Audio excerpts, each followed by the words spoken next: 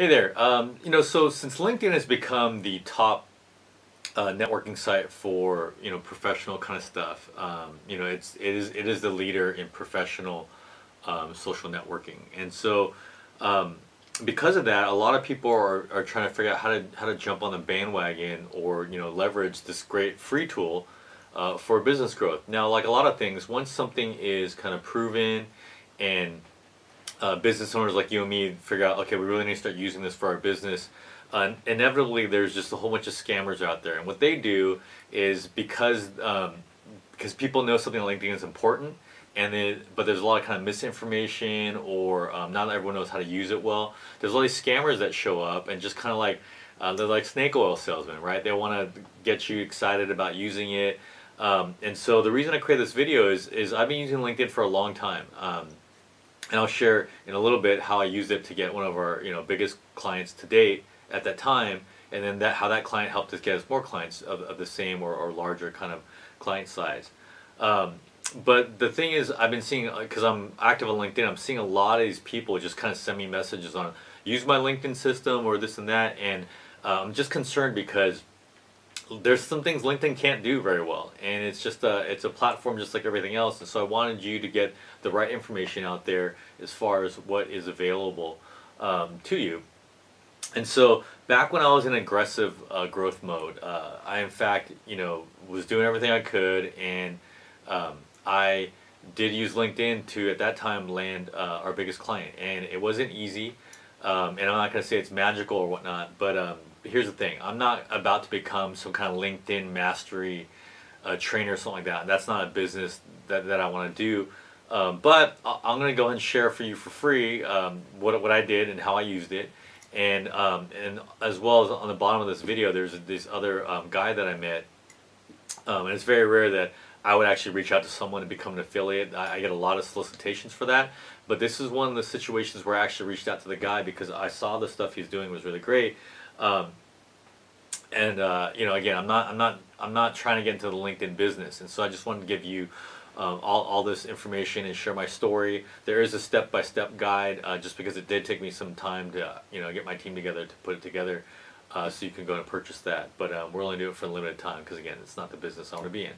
Um, so the story I'm about to share with you is basically the only time I've ever shared this is with private clients, or my exclusive kind of connections through places like the University Club downtown or things like that. Um, so here's how I did it. Now, the big thing is that LinkedIn, I want to share with you what it is and is not. It's not an e-commerce site. It's not it's not something like Facebook. It's not one of those things where you're just kind of broadcasting stuff all over the place. It is a great way to get around gatekeepers. And again, a more in-depth explanation of this is this other guy named Nate, and his webinar info is down below. You just click on that and you register for the webinar, and it'll send you that information. And I sat through it. It's kind of long, and is I think for me, because I already know a lot of stuff about LinkedIn, it wasn't a great use of my time.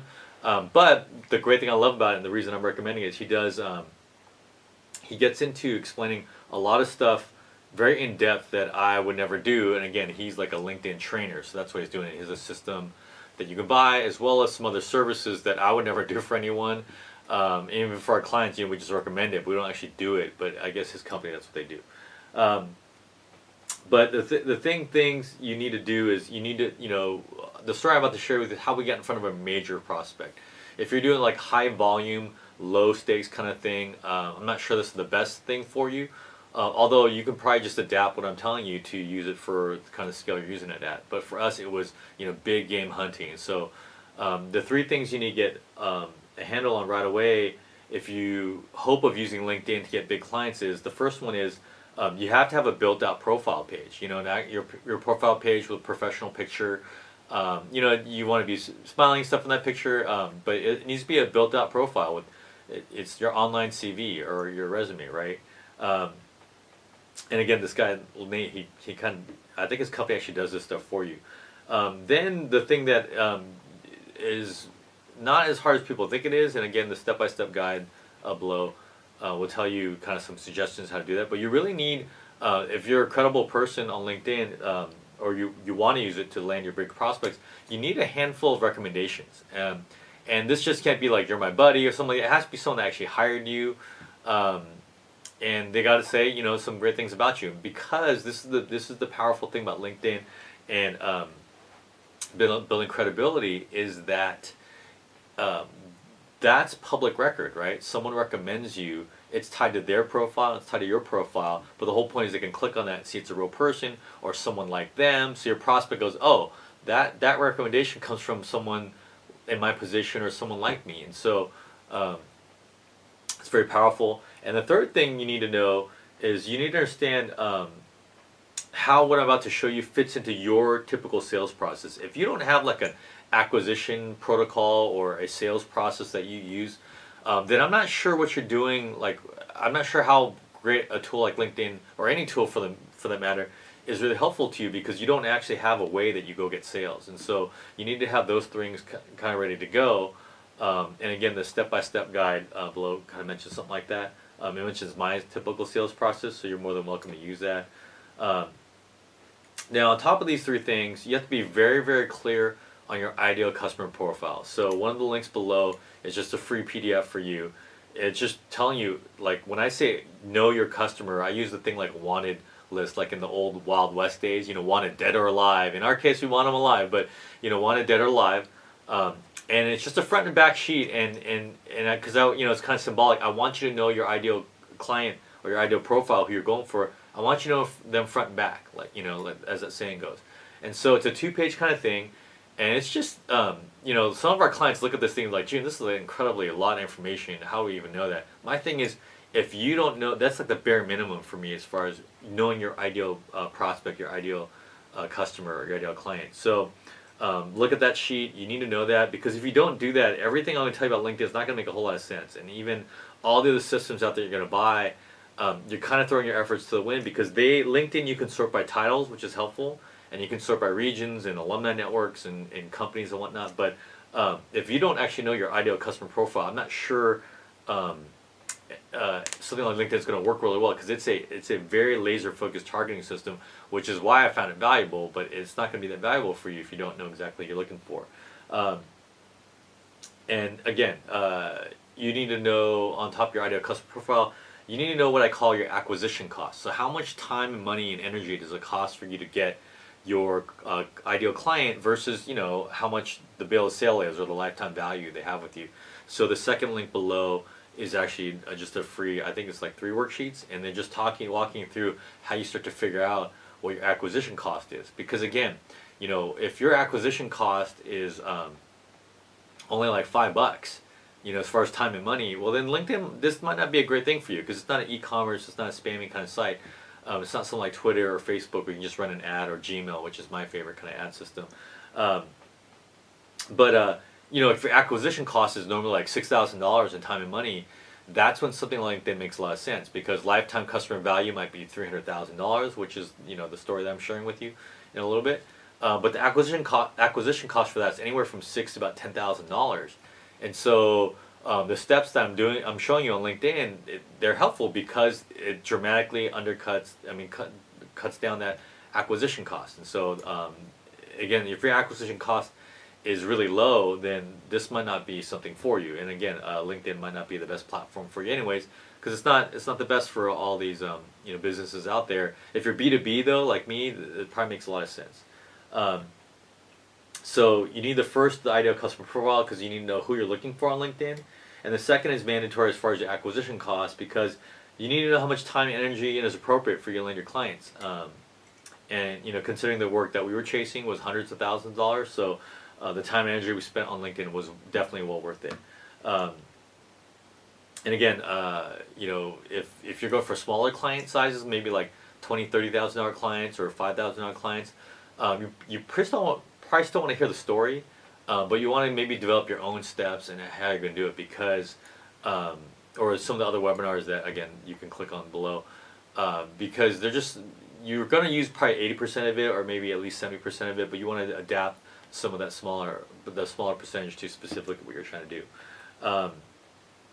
So let me go ahead and collect my notes real quick here, and then I'm going to share the story of how me and my team and all the different things we did to actually land At that point, the biggest client we'd ever had, and again, this is hilarious because it's all just through LinkedIn, and hopefully you'll appreciate the story when we do it, and more importantly, not just appreciate it, but see how it can actually work for you.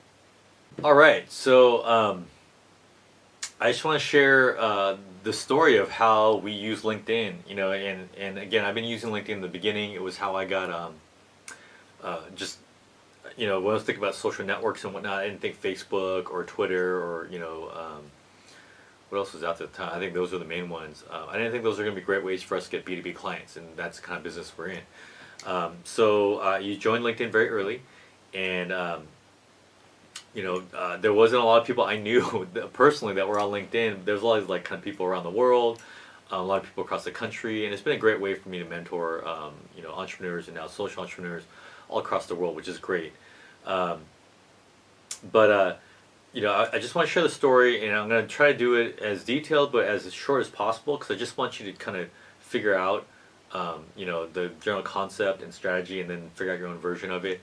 And then obviously, the more step by step. I'm not doing some screenshots here and stuff like that. I'm not, this isn't a GoToMeeting webinar or anything like that where you can see my computer screen. But in the manual that if you want to buy that, the step by step guide, there's the screenshots in there, and you'll see exactly what I'm talking about there. So basically, what happened was, I know who I was looking for, a certain kind of person, right? And for us in San Diego, it was companies that were doing at least $5 million to $120 million a year. We needed to meet with the C-suite there. So it was usually the COO or the CEO. The CMO is not great for us. The CIO is not great for us. Business development salespeople are okay, but it really was the CO or CEO of a company that we're looking for. And back when I did this, it's funny, now you can follow companies just outright, and back then it just didn't exist. But I was sure thankful that LinkedIn exists, because if it didn't, everything I'm going to share with you is pretty much like like restraining order kind of stuff. It's like physically stalking people, going through they're invading their privacy, going through the trash or whatever, or staking them out at their businesses and networking events. But LinkedIn was just a great way to do that. Super civilized and obviously very legal. So I knew who I wanted. So I filled out that wanted sheet that you have in front of you. And I knew, okay, it's going to take us about $6,000 to $10,000 to get this client on our own. So let's see what LinkedIn can do. And so in that sales process, in our sales process, LinkedIn was going to help us become the first step, which is basically to get a favorable introduction. Everyone in business likes to do stuff with people they like, trust, and respect, right? So the question is, how do you do that? If I just send you if I cold call you, or I send you an email, maybe a networking event is a way to build like, trust, and respect. But the reality is, the people we're looking for just weren't going to be networking at places. They weren't that kind of people that were just like at some random networking event. We did join places like University Club here in San Diego. There's one of those all across the country or across the world, to get a little more of the exclusive kind of networking. But the point being that we knew who we wanted, and so LinkedIn would be a great way to do that. So what we did is we found out who they were, and we could see who they are on LinkedIn. And so what I did is I said, okay, this is the person I'm looking for. They fit, the company we're looking for. And also one thing we did is, companies that do 5 to 120 million, that doesn't necessarily mean they have a budget or, for services like ours. They're going to be hundreds of thousands of dollars. So one of the things we did is we looked at the San Diego Business Journal. San Diego Business Journal has like these lists that they produce, I want to say twice a month or something like that, and they do awards and whatnot. And the dirty secret is, to get on those lists, you actually have to like submit your information. It's not like the Business Journal is going out and doing all this investigative reporting, and that's pretty much true for any kind of business publication out there. So we knew that if they were on any of these lists, especially if these awards, that they were hiring a PR company or had a marketing department internally that was doing this kind of stuff. And so what that meant was they had like a more robust budget, or they were using money in ways that would kind of match our services, like strategy development, process engineering. So so that narrowed down from 6,000 companies of 5 to 120 million here in San Diego. It narrowed them down to about just like under 100 companies. And we're watching these things after 2 or 3 months. So found them on LinkedIn, found out the name of the people, especially if there's an award or something like that, it'll list they're who they are. So I find these people on LinkedIn, but before I connect with them, what I do is I look at them and I see what groups they're part of, and on LinkedIn you could turn on or off, like if someone could see that you view their profile, and I don't actually care if they see that at that point. Because again, if they look at me, my profile is built out. So like, wow, that's an impressive dude. Someone like me. It's a CEO just like I am. That's okay. Um, but I see what groups they're part of, because what I want to do is, again, I want people to like, trust, and respect me. So there's got to be like a credibility piece. So what I would do is I find what groups they're part of, and then I would join one of the groups. And LinkedIn, the groups are very fluid. I think the free version, which is everything I did for free, um, you can be a part of 50 groups, I think. And so I would just sub them out. A lot of people join these groups of other like-minded professionals or your own industry. And I think that's okay, but again, I'm using it as a client acquisition tool, so I just used it for to join other people's groups. So I joined this person's group, so I'd say I joined your group, but I'm not going to send you a LinkedIn request right away. And the cool thing is I can LinkedIn request you through the groups that we're in common with, because people usually join a group because they want people in the group to contact them, so they keep that option on.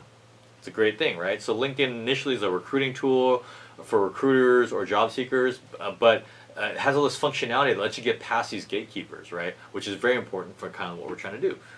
So basically, join a group, and then in a group, and in a given week, and it resets every week, you can be one of the top 3 influencers of that group. And all that means is that you are posting stuff and you're commenting on things, and LinkedIn has this little feature that actually helps you out. And basically, when you reply to a feed or someone's comment, you can just leave on this thing that says, this checkbox that says, when someone else comments on this, just email me, notify me. And then you know someone commented on you or somewhere else in the conversation, you just hop back in. Because the more you comment on that, the more it appears that you're an active member of that group, and it starts winning you influencer points, right? And so somewhere in that week, if you do it right, you're going to be one of the top 3 influencers. And I'll tell you why that's important. But the thing about the influencing stuff is that if you're in a group of like 500,000 people, there's no way you're going to be influencing in that person. But most people are part of the groups that have like 3,000 members or less, or 6,000 members or less. And it doesn't take a lot to become an influencer in any given week. And so anyways, start on Sunday, post, comment, like people's stuff, be part of the conversations. And then what ends up happening is sometime that week, I will log in every day and I will achieve influencer status. The very instant I achieve influencer status, I send a request through that group to become, connect with this person I'm looking for, right? The CEO, COO. And they don't know me, but all they know is we're part of the same group. So what they're going to do is right away is they're going to click on my link and it's going to go to that group.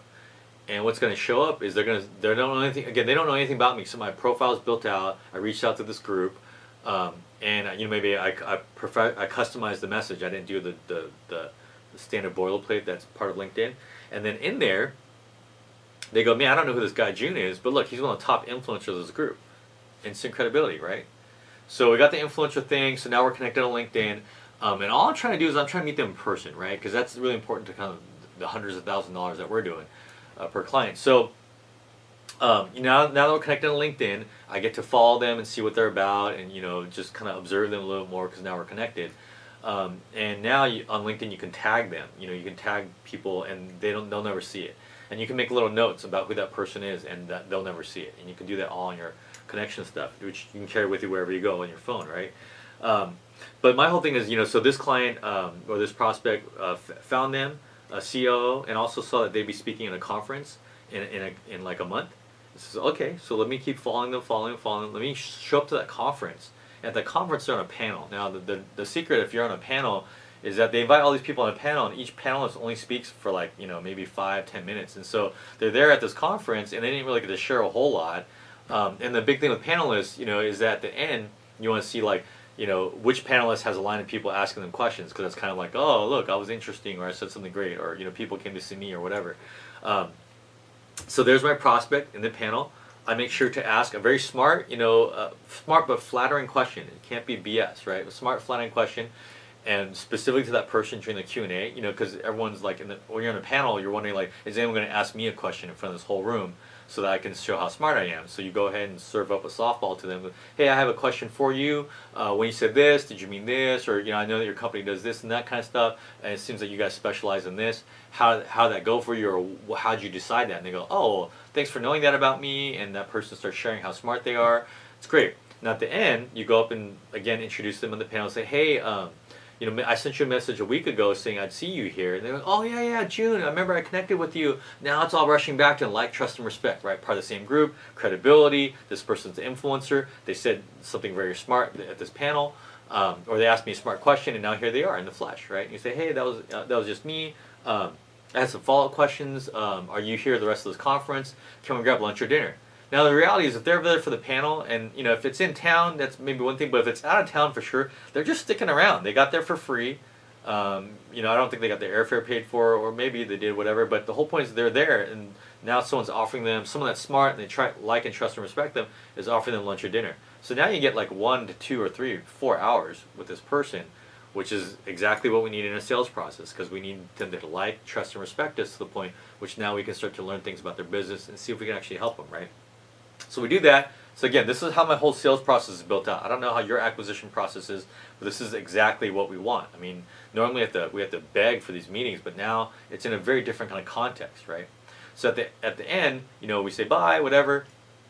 Now I've been watching them on LinkedIn, and you can watch them on other social media as well. And you see like, oh, this woman in particular, like a certain writer or a certain author or editor, like a columnist in New York Times. So that columnist will come out with a new book. So I sent her a copy, and they said, hey, hope you enjoy this. It was great to see you at this conference. No matter what it is, you don't have to do a book, or maybe that the timing isn't right for something like that, but send them something physically in the mail. That's a big difference. You say, hey, I mentioned this conference. You're really rolling in the like, trust, and respect, and now they get something physical in the mail. And so I say, hey, this and that. I send something in the mail. And the reason you want to send them something physically in the mail is because then I'm going to send an email. I'm going to send an email after hours, or I'm going to send an email during the day. I'm going to call after hours, and I'm going to say, hey, I don't know if you got my email. I don't know if you got my book. I'll try to call you again tomorrow. The day kind of got away from me. This is exactly what I did. And we call them again in the morning. Say, hey, and then of course now their assistant, the gatekeeper's there, and like, oh, who is this, and whatnot. And you say, hey, this is what I want to do. Can you ask so and so? Maybe we have time for lunch. Now that CEO, that prospect, has got nothing but great things from you, and so they generally will have that lunch with you. At that point, you can pick up the conversation where you had it. And at this point, now we're like in step 3 of our acquisition process, our sales process, and we're good to go. So I know that sounds like a lot of things, but what would have been the alternative? The alternative is just cold calling, spamming people, meeting people at networking events that are not the right kind of person, this and that. But LinkedIn really helped us kind of shrink all that down, and it sounded like a lot of steps, but in the clients that we're getting, these huge clients, it was always going to take that many steps anyways. And it was just LinkedIn helped it happen so much easier and so much strategically, and all along the way, LinkedIn helped us position ourselves as someone they would like, trust, and respect all the way through. And of course, then when we show clients this, they're like, hey, you did that to me, and like, we did, but they didn't feel bad about it, because like, oh, that was a really smart way to do it, and all along the ways you were honoring us, and those are smart questions, those are authentic interactions. So it's just a great way to do it. And again, it cut down our acquisition costs. Instead of like $10,000, in time and money, it probably maybe took less than about $3,000, which is a big deal from us to cut that in half or cut that in a third. And again, it was an even bigger deal for us because at the time in our life of our company, it was the largest client we'd ever gotten at that point. And then, since we did great work there, there's word of mouth from that client, but specifically that person then became a LinkedIn recommendation. And it helped us land 4 more clients just like them, one which was a lot bigger, actually, not just like them, it was a lot bigger of an account. So it really worked out great for us. And again, I don't know if you have an acquisition or a sales process, an acquisition process spelled out, but definitely do yourself a favor and do that. And if you do that, you might, you're going to see that LinkedIn might be the best way for you to do that kind of stuff. And again, I found a professional, this guy named Nate. His webinar registration is down below. He gets his initial webinar that I sat through was I think 90 minutes long. So hopefully I've given you a Reader's Digest version that you can work at. If you want, pages that show you, that kind of document more of what I try to get through as fast as possible, then please go ahead and purchase that while it's still available. And it's not going to be available for much longer. But again, this more exhaustive version of the strategy and this other guy's strategy and other ones we've seen that are really helpful, that really are legit. They aren't as like one-on-one targeting. They're more kind of like using LinkedIn search stuff, which is fine. But the great thing is they all provide services to actually build out the stuff that you need, which I mentioned at the top of this kind of stuff. So, the systems that I'm recommending are helpful for big game fishing, just like mine is. And I think depending on whatever type of projects you're looking for or clients you're looking for, what I just shared with you now, what you're going to learn in the free webinar, registering below, that should probably take care of, like I said, 70 to 80% of what you would do. You just need to kind of tweak a little bit depending on your acquisition cost, right? If your acquisition cost is like, $500, then you need to speed up the steps, and they need to be not as in depth. You're not going to follow someone at a conference. You're not going to send them a book and all that kind of stuff. But definitely everything else seems like a great way to do it. I wish this was around when I was doing LinkedIn. I had discovered it on my own, and it obviously worked out great for us, and to the point that we're able to repeat it and share it with our clients, and now share it with you. So hopefully that helps. And if you have any questions, I guess you can email me. To be honest though, if you're just emailing me on the blue, I might not have time to respond to you, especially during the summertime here. But definitely, if you purchase something, I think the thing that we're offering, I forgot what my team put together, but I think they're doing an offer. If you do that, you do get some Q&A with me, some live calls, and all that kind of stuff. So hope that helps, and happy hunting on LinkedIn.